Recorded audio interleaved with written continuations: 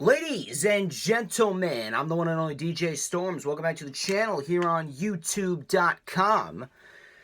It is Thursday, April 9th, 2020, and it looks like we are in for yet another long month.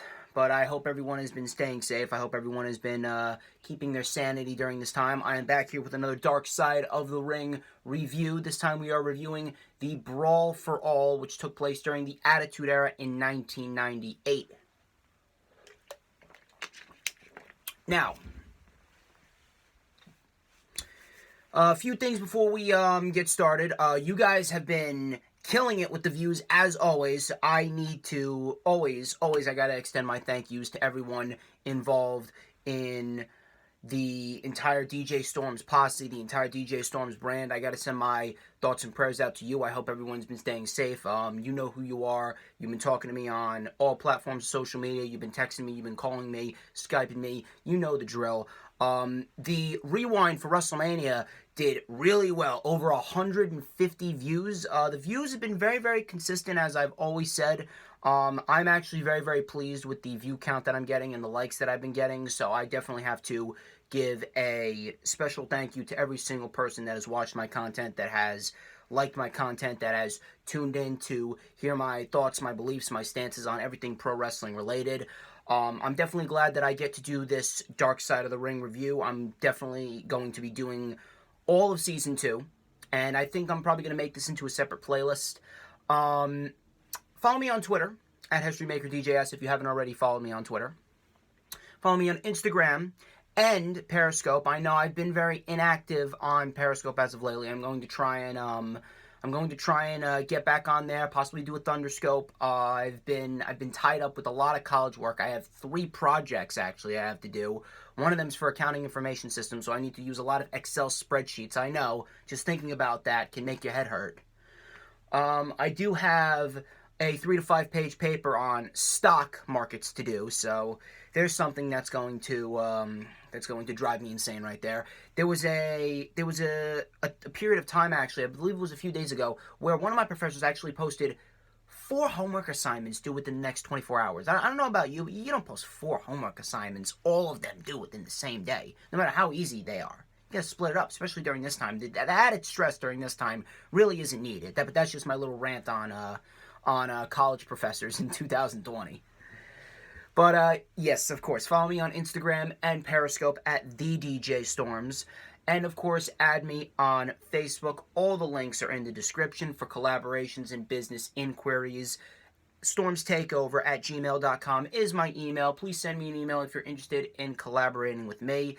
The rewind for WrestleMania is doing great. I'm going to see if we can get that to 200 views. If you want to get that to 200 views, please show it some love. The link is in the description. Like and comment on that video and let me know what your thoughts were on WrestleMania. It was actually the best rewind I think I've ever done. And the rewind is kind of a rare show, considering that I already do so much on the channel that doing pay-per-view reviews would only add to an already stacked channel, and on top of that, I don't really have too much time. So obviously the fact that I had to take a leave from work and that my college semester's pretty much been moved to online, that has given me the opportunity to do rewinds on pay-per-views, so that should be a reoccurring thing, especially going into the summertime of 2020, which by then I hope everything's back to normal. But, yeah, show the rewind for WrestleMania some love. Almost 2 hours of pure, unfiltered, unbridled brutality and facts on why WrestleMania was not all horrendous, but for the most part, it was a waste of time. It was a terrible show, and anyone who is claiming that it was a good show is absolutely lying to themselves. I know Earl Cole's watching. Look, Earl Cole, I love you, but I'm sorry. The WrestleMania 36 2-night special as a whole was terrible. I'm not giving a pass to trash. I also want you guys to check out Quarantine with Thunder episode 2. That is also in the description. I attempt to take over Thunder's job, unsuccessfully, might I add. I'll let you go watch that video. It's only like 2 minutes. Go check it out. It's just for some laughs during this difficult time. I know a lot of people have been looking for an escape, so I am trying to provide you guys with a little bit of an escape from professional wrestling, a little bit of an escape from the world, and me and Thunder just goof off.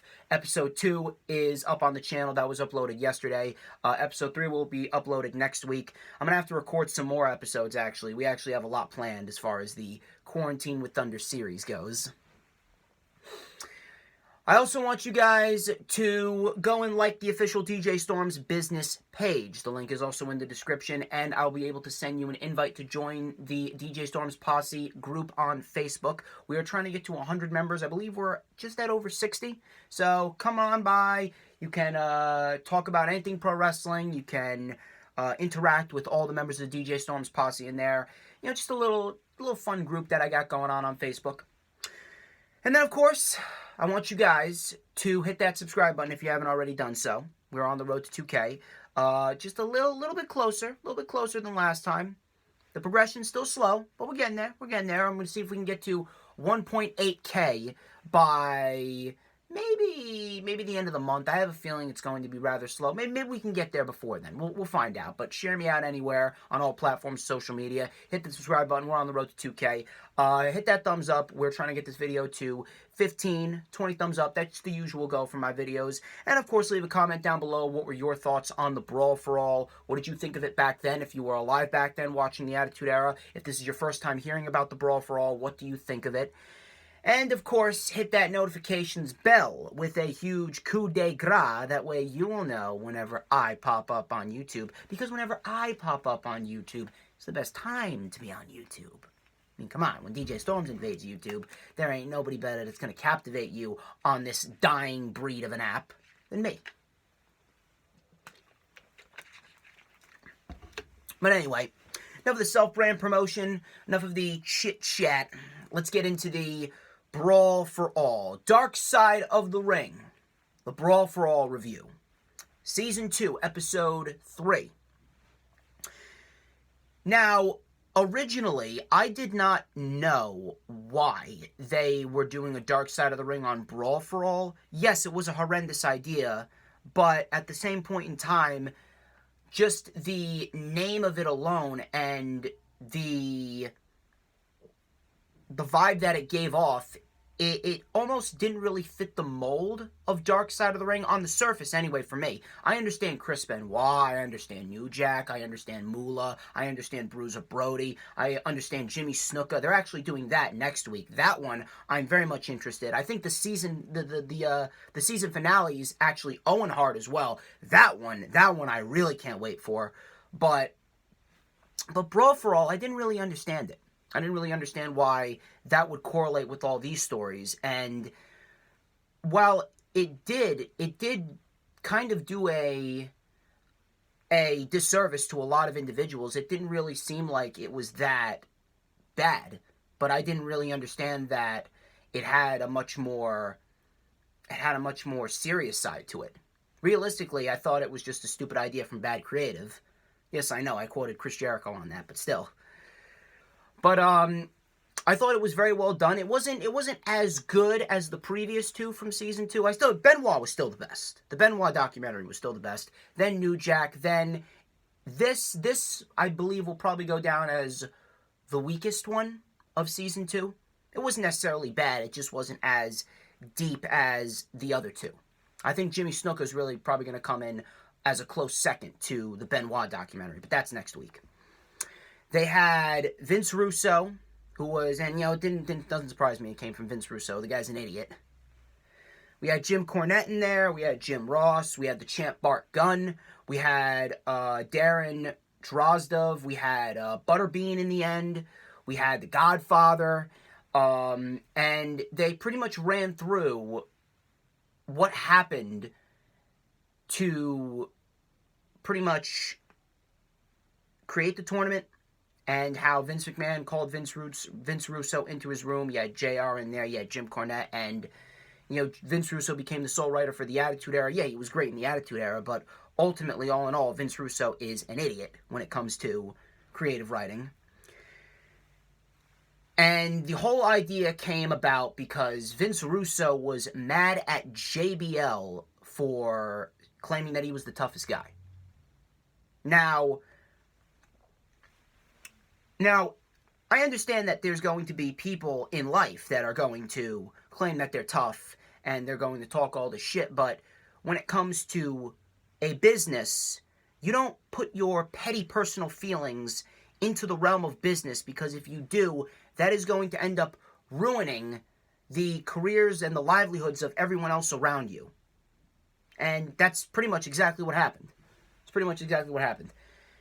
Now, I actually did not know. This is one thing that I did not know about the Brawl for All. I did not know that the winner of the Brawl for All was originally supposed to be in a program for the world title with Stone Cold Steve Austin. That caught me off guard. I did not know that. And the main premise of the Brawl for All, the main lesson that I think we can learn from the Brawl for All is you can really sense the ego of the people that work backstage for World Wrestling Entertainment. You really can, because if you have all of this confidence in one guy, when you're putting wrestlers in the ring and having them box, and they don't know how to box, and you expect one guy to win when you're not determining the winner. Yes, wrestling is predetermined. Wrestling's predetermined. It is, the winners are decided backstage in the boardroom. The winners are chosen in the boardroom. That statement couldn't hold more true. If you are having them go out there and fight for real as if they're in the UFC, then you can't necessarily be mad, and you can't be shocked if something does not go as planned. No plan is too big to fail. And if this tournament was made for Dr. Death, the tournament was made for Dr. Death, and he was going to get the program, the career that Dr. Death could have had if they didn't pull this stunt. And he was knocked out by Bart Gunn. Bart Gunn was actually placed against Bob Holly in the first round, so you know that they had something to do with that. You know that they had some manipulation with the brackets there. Bart Gunn, he was underestimated. He was pretty much pushed. His buttons were pushed, and look what happened. Knocked out Dr. Death, and Dr. Death's injuries were so bad that he was out of the pro wrestling world within a year. Then we go to The Godfather. We go to The Godfather, and The Godfather talks about the Brawl for All and how when he went down, he couldn't feel his legs. And Bart Gunn knocked his ass out right there. And, the one thing I really do want to say is I'm not a Jim Cornette guy. I'm indifferent to the guy. I don't like the guy. I don't hate the guy. The guy's had some very, very, very, very, very idiotic takes when it comes to modern-day pro wrestling. When it comes to modern-day pro wrestling, he's very out of touch. However, whether you like Jim Cornette or you don't like Jim Cornette, you can't necessarily sit there and tell me that everything that he stated in the Dark Side of the Ring documentary for the Brawl for All, you can't necessarily tell me that everything that he stated wasn't 1,000% indisputable. How stupid do you have to be to risk the careers and the livelihoods and the physical well-beings of your superstars because of your pettiness towards someone who went around the locker room bragging that he was the toughest guy in the room? That's some high school drama bullshit right there. How old was Vince Russo? What was he, like 30? I don't know how old he is now, but what was he, like 30 years old, 35 years old back then? I don't know. But regardless, you're a 30-year-old dude writing for the biggest wrestling promotion on the planet at that time. And yes, it was the biggest wrestling promotion on the planet. WCW, yes, it was a close second. But at the end of the day, WWE is, and always will be the biggest pro wrestling promotion in the world. But you're a 30-year-old dude writing for the biggest wrestling promotion in the world, and you can't put your petty personal feelings aside because you just want to see one guy get his ass kicked. So you sacrificed Dr. Death, you sacrificed The Godfather, you sacrificed the reputations of all these characters that you built up over the course of God knows how long, and you risked the reputations and the health of all those major stars, all for the simple fact that you just wanted to see Bradshaw get knocked out. If you wanted to see Bradshaw get knocked out, I mean, come on. You could have just. I would have had more respect for Vince Russo if he would have just paid someone to punch Bradshaw in the face backstage.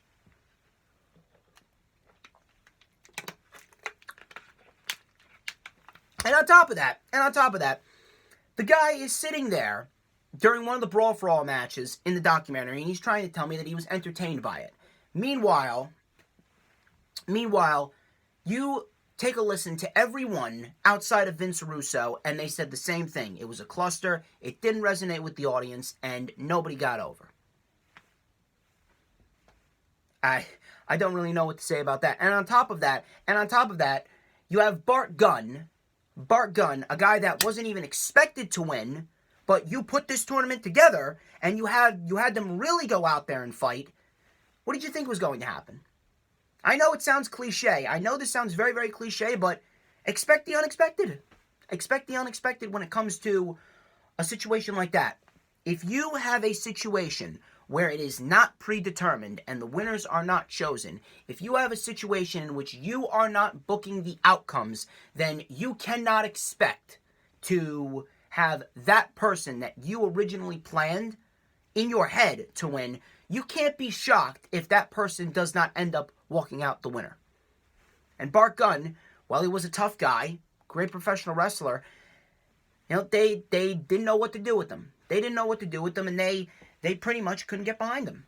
They couldn't get behind him. He thought that his career was going to take off, but the career that he had before then, it was nowhere near the career of someone like a Stone Cold Steve Austin. And it sucks. It sucks because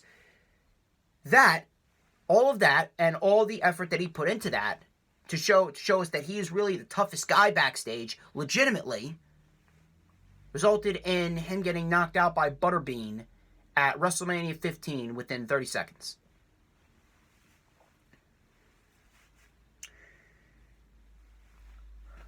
It's a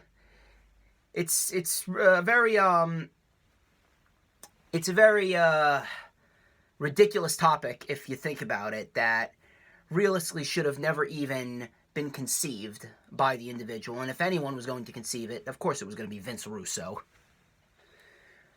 But I agree with JR. I agree with Bart Gunn. It's going to be remembered as a cluster. It's going to be remembered as something that should have never taken place. It's going to be remembered as something that looked good on paper, but ultimately was a complete disaster because, A, no one knew what they were doing. Everyone was out of their element. No one knew how to box. We had these ridiculous rules where a takedown was 5 points or a punch was 5 points, but the knockout wins the match. You had these judges that never even judged boxing before. The audience wasn't even tuning in to watch the Brawl for All. In the summer of 1998, I can't even remember what was going on at that time. What was going on at the time? The feud between Vince McMahon and Stone Cold Steve Austin, when Stone Cold Steve Austin eventually won the WWE Championship at WrestleMania 14, and they had that feud with Vince McMahon and him putting Mick Foley in there as Dude Love, and all of that drama that they had going on right there. Stone Cold was the main draw at that time. Mick Foley, the Vince McMahon feud at that time. No one was watching for the Brawl for All. No matter if they had some compelling characters in there, no matter if they had some badasses in there, and they did have some badasses and great characters in there, no one was going to watch for the Brawl for All. If they wanted to watch MMA, if they wanted to watch UFC, if they wanted to watch boxing, they'll turn on boxing. Something like that, man. Something like that. All because Vince Russo could not put his pettiness and his immaturity aside for the greater good of business. If that does not tell you that Vince Russo is an absolute cancer to the wrestling world, then I don't know what to tell you. I really don't know what to tell you.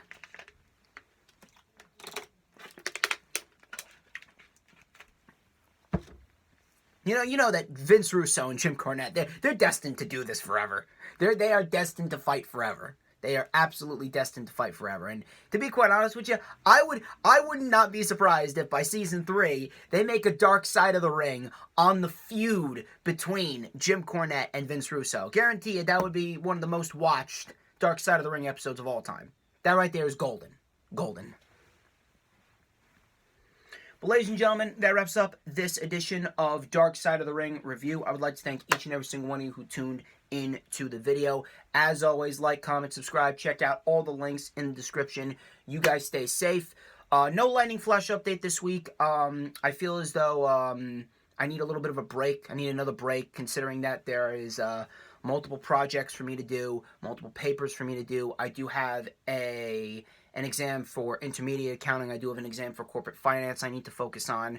I cannot spend all that time. Making all these crazy videos. I've been uploading a lot. I've been uploading like 3 videos a week, I believe, for the last couple of weeks. So a little bit of a Lightning Flash update break would suit me good. I'm still going to watch the shows. Don't get me wrong. I'm still going to watch the shows. I'm still going to live tweet. You'll still see my tweets. History Maker DJS, as always, in the description. But here's what I will be doing. I do want to tell you that I got a new podcast now. I'm the co-host of a new podcast, Blue Riot. Shout out to him. And the Blue Riot podcast has a new show. It's called AEW Darkamite, with Riot and Storms, of course, yours truly, and the Blue Riot. That is actually up right now. Go check it out. I will post a link in the description as well. Go check it out on iTunes as well. Podcast is up on iTunes. Follow him on Twitter, at Blue Riot with 2 T's. Follow his podcast on Twitter, at Blue Riot with 2 T's pod. And me and him are going to be talking about AEW Dark and AEW Dynamite every single Thursday from here on out. It's going to be damn good. Episode 1 is up. And ladies and gentlemen, I'm DJ Storms. This has been Dark Side of the Ring, the Brawl for All review. You guys have a great weekend.